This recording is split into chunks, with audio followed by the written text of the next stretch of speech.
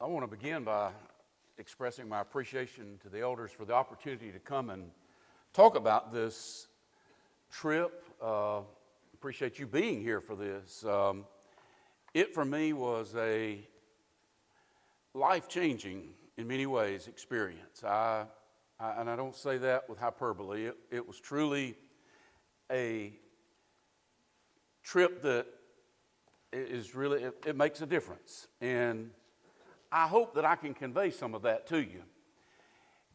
Tonight's lesson won't be like any other lesson you've ever heard from me. It is, some of you are new, most of you have heard me many times, and it's good to be here among old friends. But I think about Acts 14 and verse 26, or verse 27, when Paul and Barnabas had returned to Antioch, it said they gathered the church together.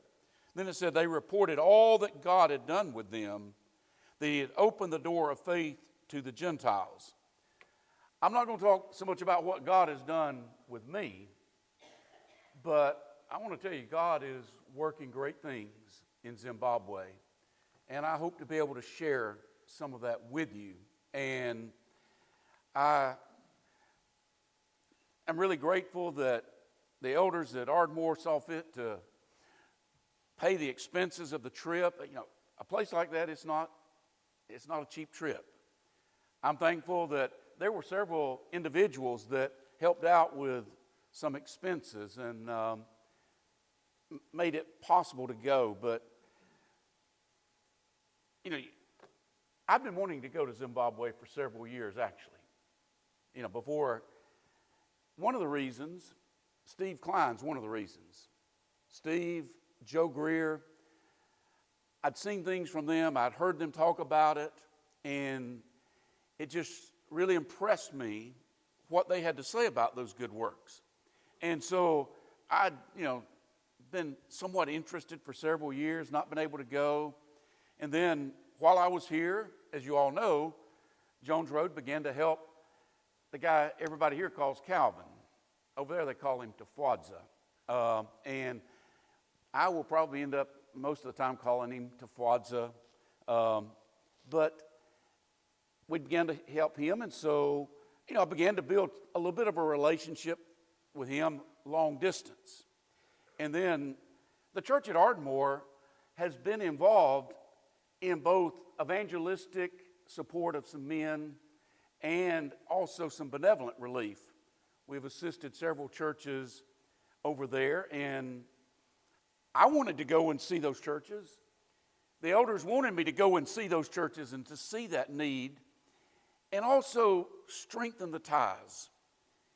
In the book of Philippians in the 4th chapter, and I will use a little Bible, though mostly, as I promised Mark the other day, it's going to be a lot of pictures. So, Philippians chapter 4, Paul talks about how the church there assisted him. And they gave in Thessalonica aid once and again. But to me, one of the key phrases in this is he says in verse 15, "Now you Philippians know also that in the beginning of the gospel, when I departed from Macedonia, no church shared with me concerning giving and receiving, but you only." The word shared is the Greek word koinonia, that's often translated fellowship. The English Standard Version says no other church entered into partnership with me. Sometimes especially when people are a long distance away, it becomes just a little more than sending money to them. But it should be a joining together in fellowship, and part of the reason that I went was to help strengthen that sense of fellowship between us and them. And I hope I can do that for you and your support of Tafwadza. And even in the benevolent endeavors. Let me give you a passage to think about. 2 Corinthians 9, when Paul is on that third journey and he's talking about the collection that's being taken for the saints at Jerusalem, he speaks of how that thanks is being given. And at the end of verse 13, he speaks of their liberal sharing. And again, this is a word that often has the idea of fellowship. that the gifts that they were giving were an expression. They grow out of that sense of fellowship we have in Christ. And so that's part of why I was really interested in. I want to ask you to do something. Pray for the folks over there. They have suffered. It's not a rich country ever. There is not a day. I mean, I'm not to say there aren't some rich people there. And in the capital city of Harare, I'm sure there are many successful business people. But for most people, life's always hard. But they've been through several years where drought has been worse than normal. Pray that they get the rains that they need. That is something everybody can do. Let me just give you a little bit on Zimbabwe. As you can see, it's south of the equator. It's north of the Tropic of Capricorn, so it is a tropical country. Now, there are things I didn't know until I started really getting serious about going. This country was once known as Southern Rhodesia.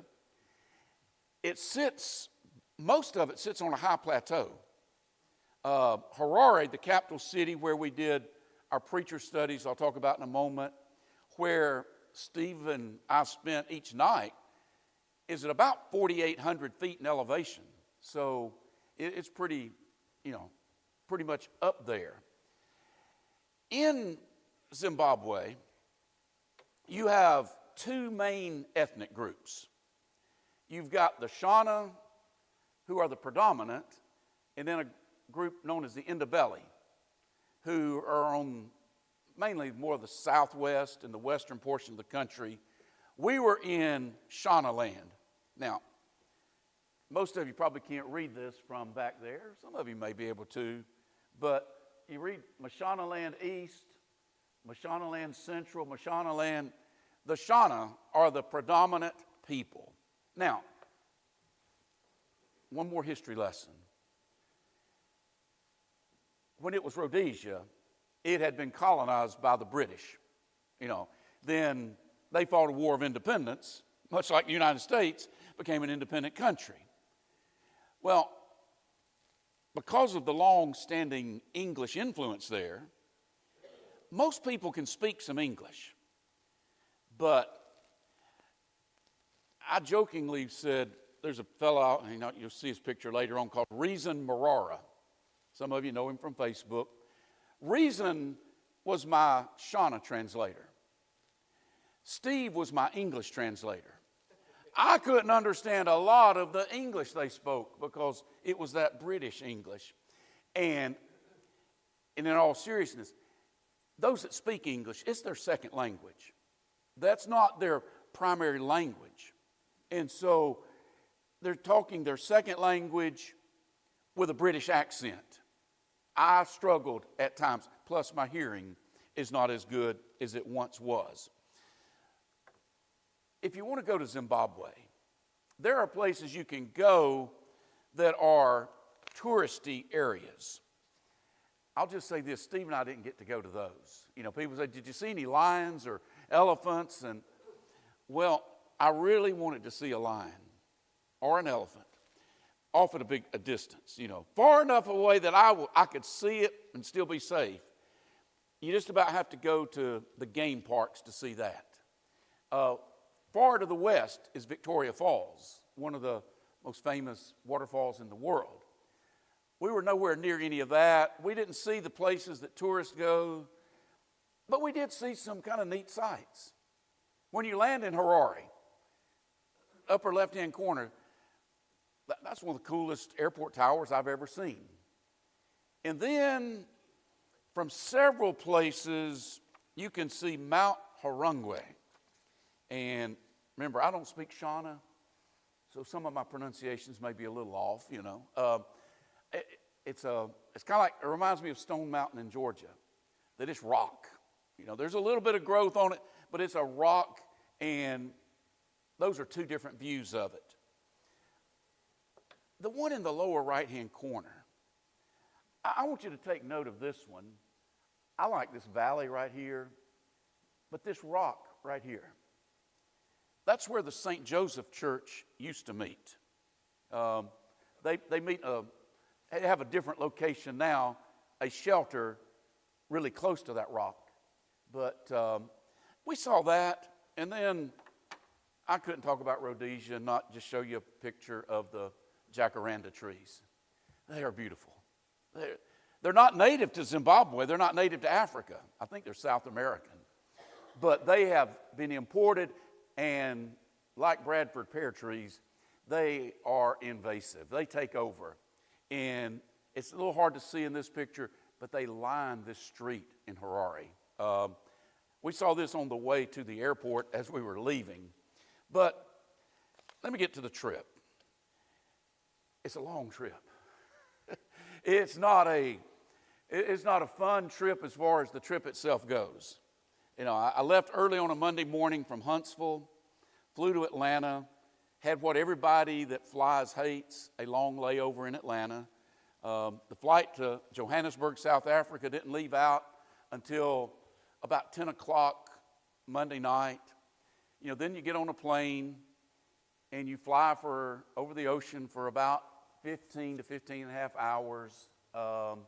And, you know, if you're in the middle of the ocean and there's a problem and they need to make an emergency landing, it's over. You know, it's done. You know, some people sleep through these trips.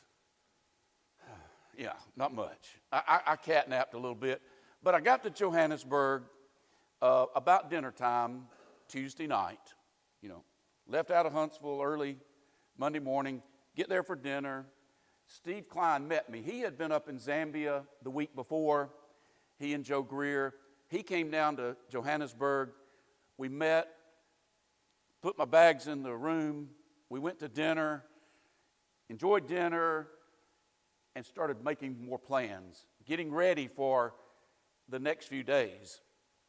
And then the next day, we got on a plane and we went up to Harare.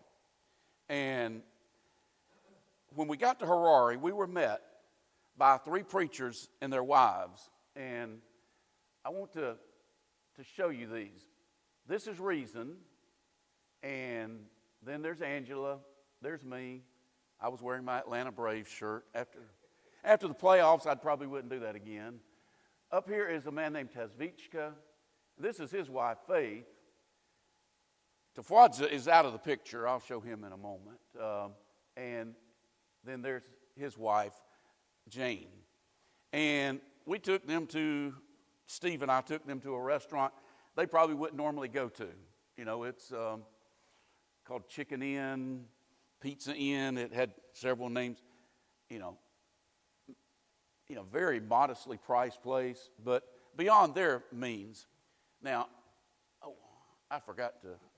There's one thing I want to show you in this picture. I missed my favorite one. Isn't she precious? And that, by the way, that's her name is Precious. And then in the next picture, you can see Tafwadza, the man that you helped support. He's there beside me. And Princess has joined the group. Steve disappeared. But after the dinner, what happened is Reason Marara, who was kind of our right-hand man. Steve's worked with him a lot of times. Steve's made many trips. Reason and Steve and I went to this lodge that I would tell you the name of if I could. I couldn't say it while I was there. There's no reason to think I could say it now. We went to this lodge that was, I would say it was probably really nice when it was built more than a few years ago. A little bit dated, but that's where we were going to have the preacher studies.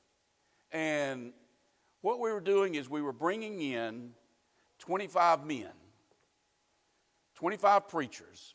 Reason was one of them. And we're going to put them up, and, we had to, some of these came from several hours away, many miles. And Eastside and Ardmore went together, separately. Ardmore paid part, Eastside paid part of the expense of all of that. And before I get to the classes themselves, I just have to show share this with you because I think it helps you get the color of a country. This was our English breakfast that they served to Steve and me and to Reason before the preacher study started. We started after breakfast that day. The next day they served a traditional Zimbabwe breakfast. You can see a little bacon here. Right up here, that is beef liver. Those are baked beans. It's an English kind of thing. People ask about the difficulty of the trip. That morning, I faced one of the most difficult parts of the trip. The English influence makes tea the drink of choice. They served instant coffee for that breakfast. That is just awful. That is just, they had a very nice service of it. The sugar and the cream and the instant coffee, they were in very nice, fancy containers. It was awful. But the serious part of our work, 2 Timothy 2, and in verse 2, Paul says to Timothy, the things that you have heard from me among many witnesses, commit these to faithful men who will be able to teach others also. I would like to think that what we did in these classes is the work that will be most enduring, that will bring the most benefit through the years in the country of Zimbabwe. Obviously, there are many more preachers than this in that country. There are many more very capable preachers. But we wanted to be able to do the studies without having to go through translation, interpretation, just speak English. And we tried to get men who would understand English well enough for us to do the classes with them. The fact that Steve and I are working with them is not to imply that these are not, at least some of them are relatively young beginners. Some of them are very mature men in the gospel. But even the most mature, they've not had the access and the opportunities that those of us in the United States have had. Study materials. Some of the opportunities to study with some of the older preachers that I've learned from, that I've benefited from. And printed material is something they value. Steve took with him a number of copies of a book on Sabbath keeping that his father-in-law had written. Questions about observing the Sabbath are a big issue in Zimbabwe. I did some lessons on miracles today, and Steve did on apostles today. Well, some material, I think we used it here at one time on denominational cult error. I printed the entire workbook and put it in my suitcase. I'm really close to exceeding the limit of that. But that's the kind of material they don't have access to on a regular basis. Just a quick story about a man that I'll mention later on. His name is Everson. Everson expressed appreciation for some of the material I had given out there. Could he make copies of it, or could he share it with others? And I said, sure. And I sent him some more material in a Word document file. He thanked me. He said, when funds are available, I will print this off. We don't even think about that, do we? You got something you want to print, you just go back to the copy room, you run it off. How many copies do you need? He won't be able to make copies until funds are available. But these men, they sat through about 12 sessions. And here's a group photo we took out in the courtyard. 12 sessions, and some of them were long. We allotted at times more than an hour to a session. And they listened carefully, they listened patiently to lessons. I did a session on 1 Peter, one on 2 Peter, working with a church. How do you work with a church without elders?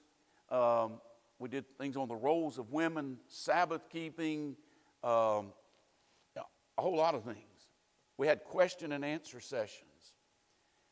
I was really impressed by these men. I really, just seeing their zeal to grow, it really made an impact on me to see how much these men wanted to grow and to learn. And then I think this one would be of special interest to you. On my right is Tafwadza, Calvin, as you like to call him, which is a lot easier to say, of course. He was at the studies and spent a good bit of time with him, through Wednesday, Thursday, through Sunday. I have nothing bad to say about him. His work ethic seemed good. And the other two men are men. On his right is a man named David. On my left is a man named Tazvichka, or Taz. Even they shorten it to Taz. One of the things that I appreciate about some of the men in Zimbabwe, I don't know about all of them, but Reason and Tafwadza, and now Taz, who, if I'm not mistaken, if my memory serves me right, Reason and Tafwadza helped Taz to grow, but now they're working with men like David and others. They don't just start churches and then leave them alone. They're constantly working, and they're trying to build up new men to work with them. But on Saturday and Sunday, we finished up our preacher studies, which, as I say, I feel like that we did good with these men. They were men that wanted to learn. They wanted to take these things out. And I believe it will build them up. They will share with others. But when we start out on Saturday, you get to the parts that probably did me the most good. They were most beneficial to me. On Saturday, we visited a church called the Kambarami Church. Then we went to Gosha. On Sunday, we went to Shavanawa, and then Nyahungare. All of these are in what's known as the Marera district. Sounds like I'm got something in my mouth when I say it. But that's the town in which Reason, Tafwadza, Taz, they all live there. But these churches, they're not in town, as you will see in a moment. There's also a young man. David is not married. The others are all married. Munyaradzi. He is also one. He's a beginner. But he's a zealous young Christian, developing his abilities, and they are working with them. And, out of all the churches, how do you decide where to go? Part of it had to do with the fact that, the Ardmore elders were really wanting me to go and try to see these churches, because these are four of the churches we had sent money to. Eastside's been very involved in these, and so Steve was certainly wanting to go along with this also. And again, I say to you, life's tough in the best of times. But when a drought hits, it's awful for these people. But just to show you kind of where we went, the arrow points to nowhere on the map. And that's where we went. We went nowhere. It was not the middle of nowhere. It was the backside of nowhere, it seemed like. But Marera is a little small town. I think I looked up about 2,000 people. And it had, best I could tell, there were two paved roads. There was a north-south road and an east-west road that ran through town. Where everybody lived, the 2,000 people, they all lived on dirt roads. And I grew up on a dirt road. Far worse than any dirt road I'd ever been on. That's in town. Then we headed out to what they called the Marera Rural District. the rural district, they have these, talk about the villages. There's the village of Cambarami. I don't know about you. If somebody says a village, I have a picture in my mind of a group of houses, maybe an area about like this big parking lot, and the houses are all scattered around, and maybe a good distance apart. Here we are at the Cambarami Church. Now, first thing you might notice is where are the walls? I visited 7 churches while I was there. Just go ahead and tell you, on Monday I had to call in sick. I missed that day. I would have visited 4 more, and it would have changed these stats some. But of the 7 churches I visited, and we spoke there, only one had a building. The rest of them had these shelters like this, open on every side. And you ask about the weather. When we were over there, it was about like the weather we're having right now. It was hot in the daytime, and then it would cool down at night. So when we're meeting out in these shelters, temperatures are in the 80s. It's hot. No building. No comfortable padded pews. 2 of the 4 churches that we visited on Saturday and Sunday, they didn't have toilets. Now, the 2 that had toilets, I'm talking, these are outdoor toilets, outhouses. Nobody had running water or electricity. Almost every one of these people had walked to the worship service. And you can just kind of see through the shelter. There's nothing around there. There aren't houses close by. Some of these people walked for several miles. In 2 Corinthians, the 9th chapter, in verse 1, this is going back to that collection for the saints, but what Paul says to the Corinthians is he said, I've been boasting of you. And he says at the end of verse 2, your zeal has stirred up the majority.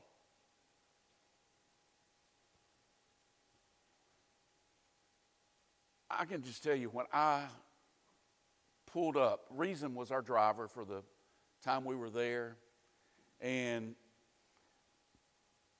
it wasn't as bad as having to drink instant coffee, but the air conditioning in Reason's vehicle was broken, and so I had to. You eat a lot of dust. It's hot and it's sweaty, but we pulled up. The only vehicles that pull up here are the preachers. Everybody else has walked. And I see this group of people. And I can see there aren't any houses close by.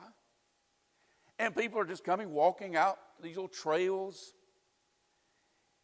It stirred me up. It made me think about passages like Luke the 14th chapter, when Jesus said, you've got to count the cost. You've got to bear your cross and come after me. These people, so little of this world's goods. But 1 Peter 1 says in verse 3, blessed be the God and Father of our Lord Jesus Christ, who according to his abundant mercy has begotten us again to a living hope through the resurrection of Jesus Christ from the dead, to an inheritance incorruptible and undefiled that does not fade away, reserved in heaven for you, who are kept by the power of God through faith for salvation ready to be revealed in the last time. Most of the people that I would see in my trips to the churches didn't have electricity in their homes, didn't have running water. They didn't have a lot in this world to look forward to. But they made journeys on foot like this because they were looking for an inheritance incorruptible, undefiled, one that would not fade away. And before I leave Cambarami, a couple of things I want to show you. I just want you to get a little bit better look at the pews. Now, not everybody had a pew to sit on. Some people sit on the ground. But these are your pews, double row of bricks. The other picture, this is the area around the building. What I'm telling you, when I say people walked, they didn't walk across the street.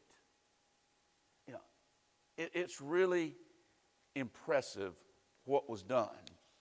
Now, Camberami was one of the ones with no toilets, but they're working on it. They've got the hole dug. This is Tafwadza was showing it to me, explaining to me the need, and you know, they've got the cover over the top. They just don't have the funds right now to brick it up, to put the bricks around it. So if they ever get the funds, they will brick it. And maybe they have since I was there. But here's a group shot of them. They were so warm and welcoming. It was really great. Really, really exhilarating to be a part of this. Then we moved to Goshen. And I want you to take note of the people sitting on the ground. And one of the interesting things that over there, men and women always sat separately. They didn't, husbands and wives sat, different places. And if there were enough benches, everybody sat on one. I say benches, these brick things. But if there weren't enough, the women sat on the ground and the men took the benches. That's the way it was over there in that country. Just one little quickie before I move away from Goshen to see Tafwadza at work here. He's translating. Now you can notice that I'm actually talking to him. And by the way, I started out that Saturday morning with my tie on. By the second place, I had lost the tie. It was just getting a little bit warm for a tie out there. But preaching using an interpreter, translator, depending on how you want to say it, it's different. At each place, Steve and I both were asked to speak. So we knew we can't have full-length sermons because when you use an interpreter, that doubles the length of it. And actually, sometimes it more than doubled it. Because, as Reason explained it, he said the Shona language is not really as rich as the English language, and sometimes we have to say a few more words in Shona to convey what you just said in English. And sometimes if you try to avoid it, but you use an expression, you would not say somebody was as nervous as a cat in a room full of rocking chairs. Your translator would look at you like, what? But every now and then we'd say something and the translator would look at us, and then that's what's happening right here is I'm having to say it again for him. But we had another group picture. Then on Sunday, we started out at Shavanawe. Now, this one is one of the few that had a fairly nice sign. It's the oldest of the churches, and you can see the shelter is right back here. It's the only one of the churches we visited on Saturday and Sunday that you didn't have to drive some distance on a terrible dirt road to get to. You just drove a short distance on a terrible dirt road to get to it. It was pretty close to the road. It's an older church. It's the oldest of the ones in that area, in the Marrera district. I want to show you something, though. I was fascinated by this story because it's not an American story. This is the shelter under which they meet. And a lot of the funds for that came from individuals at Eastside, had sent money to them. They had a shelter before this. Remember what Jesus said about blessed are those who are persecuted for righteousness' sake? Theirs is the kingdom of heaven. The previous shelter at Shavanawa was burned down by some people who did not like what they were teaching, what they were standing for. Enemies of the truth destroyed it, but that group continues on. It is a good and a strong group. And the relationship between the churches and the preachers is different there than what's become the traditional here. You know, you've got the three principal men, Reason, Tafwadza, and Taz, who are also working with David and the other guy. They rotate among these four churches. And they do some classes that might involve people from the various churches. But, you know, they don't just, you know, it's not like Reason just goes to this one, Tafwadza to this one. They move among the churches, going to different ones. Well, as we keep going, one thing I wanted to show you, after I said that about how the women have to sit on the ground and the men sit on the benches, somebody said, well, look at those benches, I might just as soon sit on the ground. But anyway, there is a little sense of chivalry when it came to the outside toilets. The men's is on the left and it has no roof on it. The women's outside toilet at least does have a roof. You know, chivalry is not dead in Zimbabwe there. Then, to finish out our Sunday preaching, we went to Nyahungary. Wow, what a name. It is really out there. I mean, you talk about out there. It's out there. It's the youngest of the churches. It's of these four. Let me give you a quick on how sometimes these churches start. What will happen sometimes is in these rural areas, the village, there's a council and a chief over it. And some preachers will go into an area where there's no church. And they get permission from the council chief to set up and camp on some tribal land. And then they go around, you know, and have a meeting. And they go around and they knock on everybody's doors and talk to the people, invite them to come out for preaching. And may do this for a week to 2 weeks. And usually by the time they, you know, have finished this extended meeting, they baptize enough folks to start a church. The one thing that the men that I'm talking about here in this, Reason and Tafwadza and Taz, they try not to get ahead of themselves. There are more villages in this district that they could go to and possibly get churches started, baptizing people. But these people don't have an option of, okay, we can get in the car and we can drive 20 miles and go over here and worship at Shevanawe. Or, you know, we can go to Kamarambi. Now, there has to be a group. It has to meet there in that area. And if you don't have enough men to teach and to ground them, you try not to get ahead of yourself. But this group, we met with it. As I said, it was the newest of them, you know. But one of the interesting things is the village head, he came by after our worship service was over. Some of the members had alerted them. Look, there's going to be 2 white guys here on Sunday. You know, because foreigners are often suspected of being instigators of political strife and unrest. You know, they've had plenty of that. And so, you know, he came by to check us all out, and I got to meet him, and he was the first chief I'd ever met. On the way back, we were going back to Tafwadza's house afterwards. You know, we had to go to 2 churches and preach twice before we could have our Sunday dinner. Can y'all see the water? This is a riverbed right here. Upstream there is a dam, but there's just not been enough rain for them to allow a regular flow through it. But I point this out because there's a little pool of water there. You go on up further up this direction. This is where the church would do their baptizing. – Here's water. What hinders me from being baptized? In the water they use for baptizing a little further upstream, there are crocodiles. So,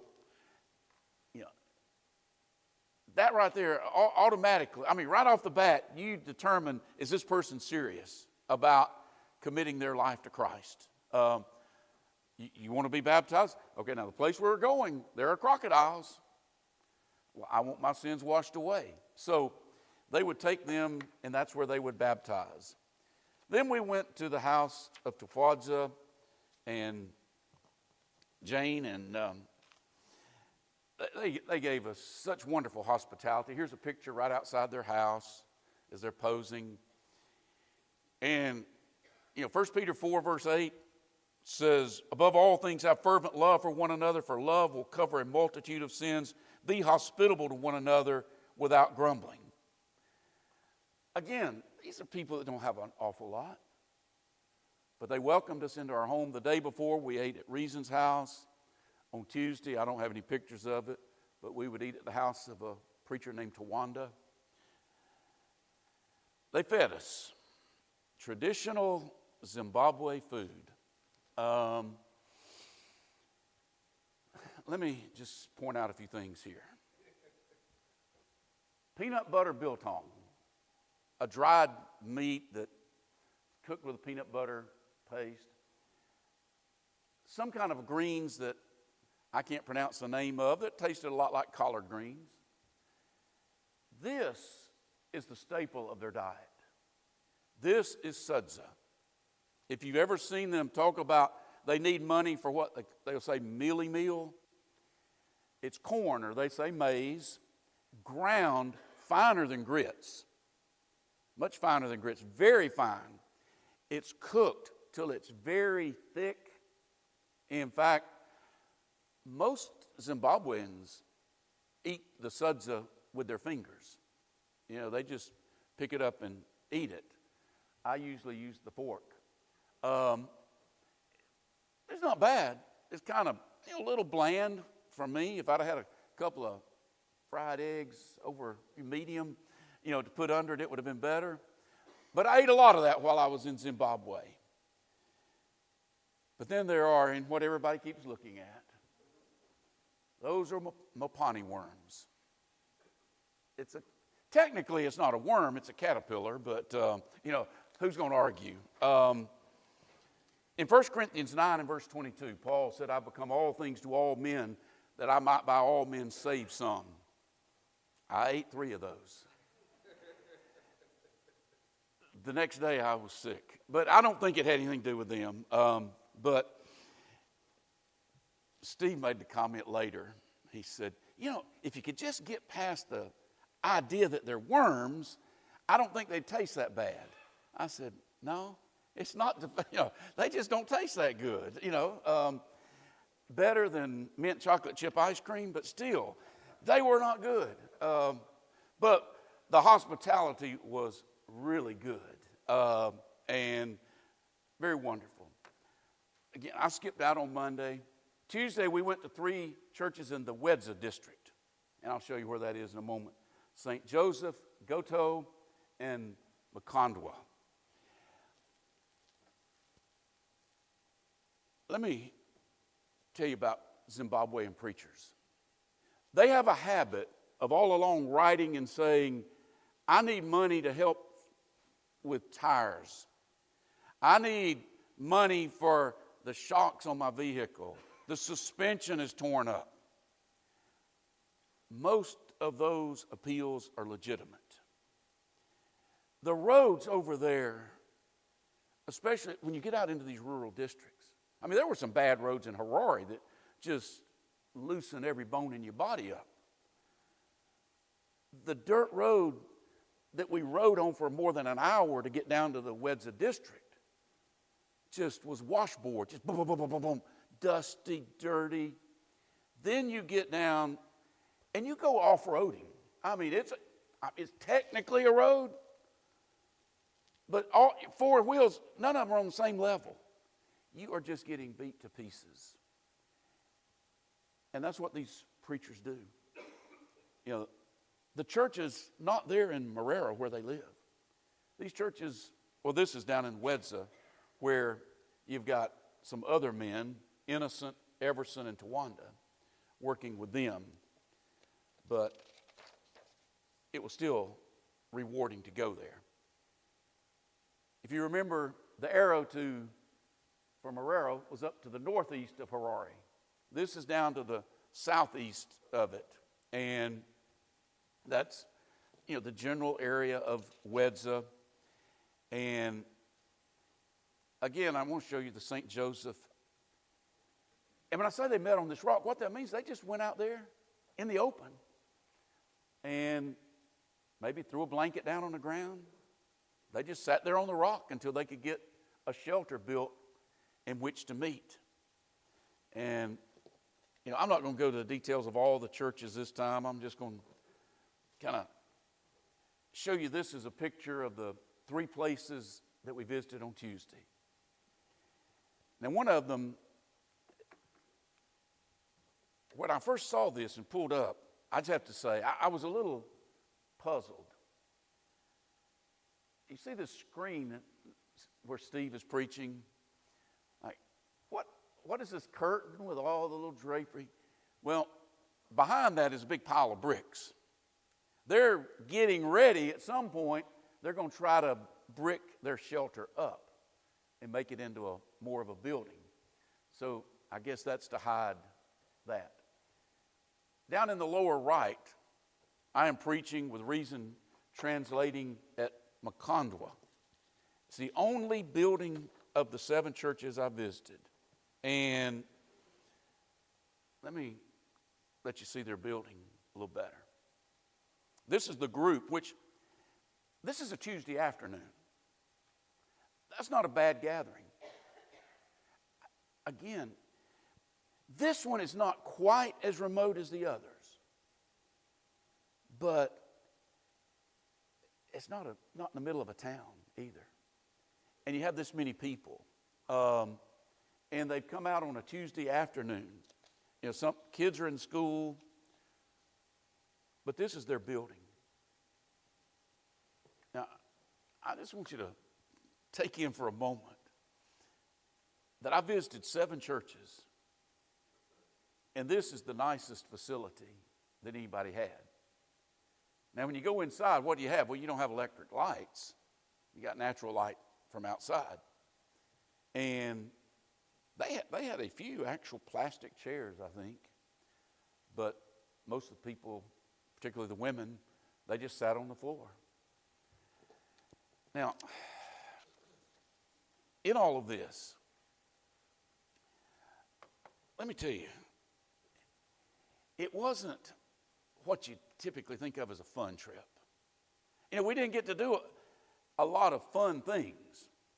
Now, Steve and Reason and I, we had some moments of laughter riding back and forth.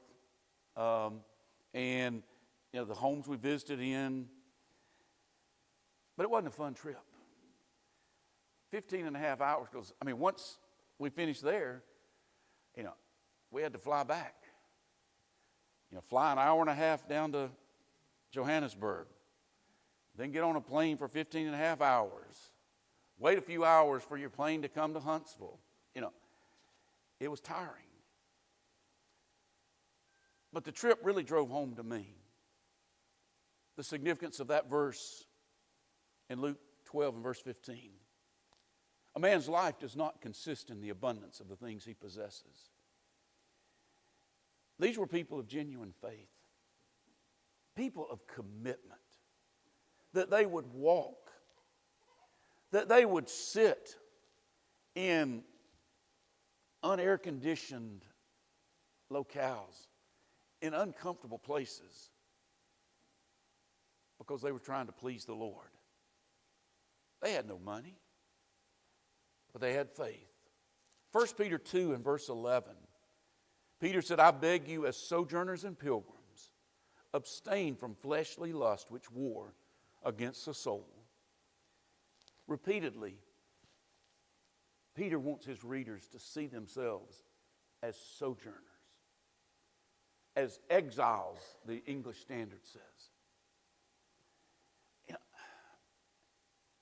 I think if we could see ourselves more that way, it would help us in a lot of things.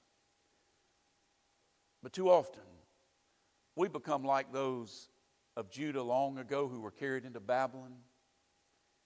And yes, Jeremiah said, build your house, plant your garden. You're going to be here for 70 years. It would appear that they became comfortable as Babylonianites. Sometimes we get too comfortable being earth dwellers. And this trip, it reminded me where my attitude ought to be. Now it's up to me to keep it up. I'm not saying you have to go there to see that. I mean, it's right there in the scripture for you. But I hope the pictures we've seen tonight, the descriptions of these people, I hope they help us appreciate that a little better, a little more deeply. In Matthew the 6th chapter, Jesus said, seek first the kingdom of God and his righteousness. That's in a context when he said, don't worry about tomorrow. What are you going to eat? What are you going to drink? Put God first. Romans 12, he calls on us to be living sacrifices. I mean, it hit me when I was sitting out there under one of those shelters one day. Just a week or two before I left, one of the air conditioning units at Ardmore wasn't working properly. On a Wednesday night, it got to a sweltering 73 degrees in there with high humidity, and I mean, I wasn't the only one complaining. We were all like, man, we got to get this fixed. This is miserable. We're sitting on padded pews in 73-degree auditorium, and we're miserable. And I was there in the springtime. It's getting hotter. Since I've left, it's getting even hotter. Would I do that?